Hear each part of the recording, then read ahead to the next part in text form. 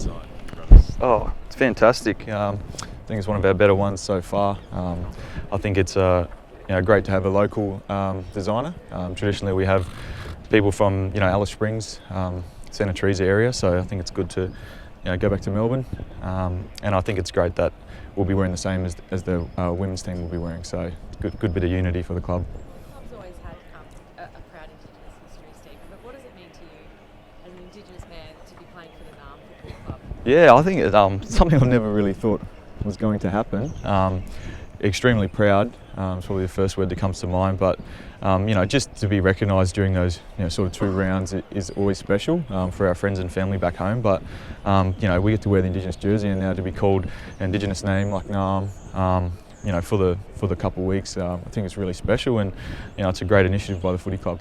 Showing how far we're sort of coming, we're seeing traditional names sort of recognised more and more, not only in Melbourne but around Australia. It's sort of a sign of how far we're coming. Yes, we've come a long way. I think just the awareness that it brings, changing the name, the jerseys. There'll be little kids here watching us play, asking their parents what the name means, and that'll start conversations, and the flow-on effect from that is huge. And the only way we get better with education is through teaching and raising awareness. So I think this is just another step along the way to help fast track that.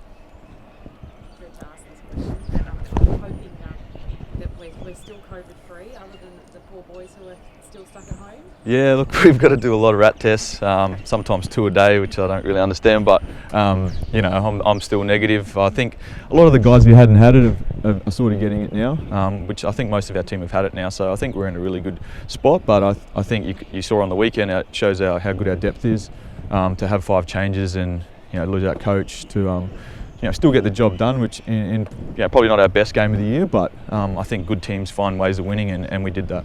What was the job of changing that back line of players in and out? How are you finding that things together? Yeah, look, it's really different. Last year we had probably 7 or 8 defenders for the whole year come through there, and now, like you said, Tunners, to be changing each week.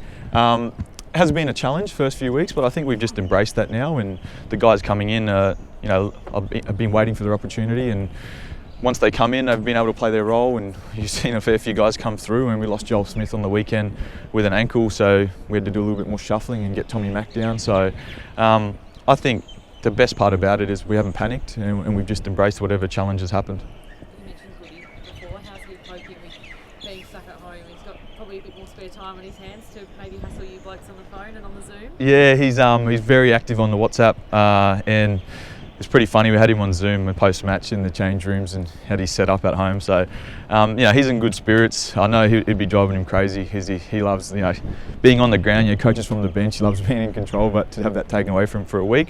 But he's put his trust in Adam Uze and his assistant coaches, and the week's been as seamless as possible. Well, they're not there, but we've tried to keep everything as normal as we can. It sounded like he was still firing some messages through. I think Crack got some advice from vision from behind the goals that he was watching at home, so he was still obviously very much involved in what was going on. Yeah, we had a pre-game speech from him in the change rooms, and the Zoom was hooked up as soon as we came off, and him and Track have a really good relationship, hilarious relationship really.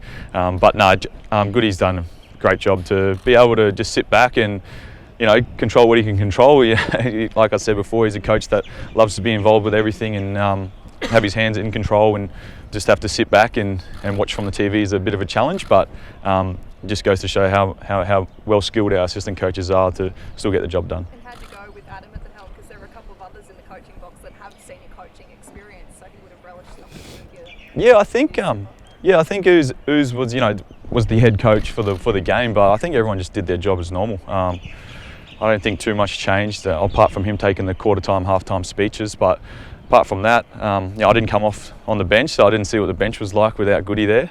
So Chocolate Williams on the bench is always pretty funny. So not having Goody there might have changed things a bit, but I think the boys played all right and we were able to get the win. So business as usual this week, hopefully.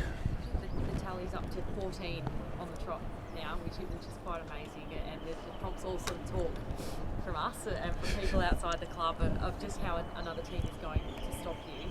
But I would imagine there's a sense from you guys of really wanting to stay that one step ahead of the pack and maybe feeling that pressure that everyone's really coming for you. Yeah, look, I'm not going to say we're going to take it 1 week at a time. I know because you guys hate that, but how we review our games is based on how we play, not so much the result. And I know that sounds weird, but Goody really and the assistant coaches, they really look at our method and how we're executing certain things and certain stats. So whilst the final score might only read 10 points or whatever it may be, we're really judged on the way we play. So it's been good to not play as well as we should and still get the wins. It sort of feels like a loss sometimes, but there's been other games where we've played really well and haven't been able to convert and only win by a small margin as well. So I think the coaches have been really consistent in the way they review the games based on the method rather than the final score.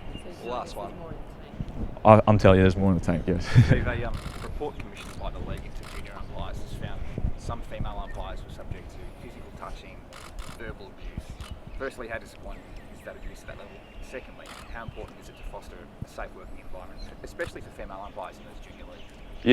Yeah, that's I hadn't really heard about that, but I think that's disgraceful. I can't believe our junior umpires and junior female umpires are experiencing that sort of stuff, and we need to set the example, I think, and I think the AFL's navigating their way through that this year.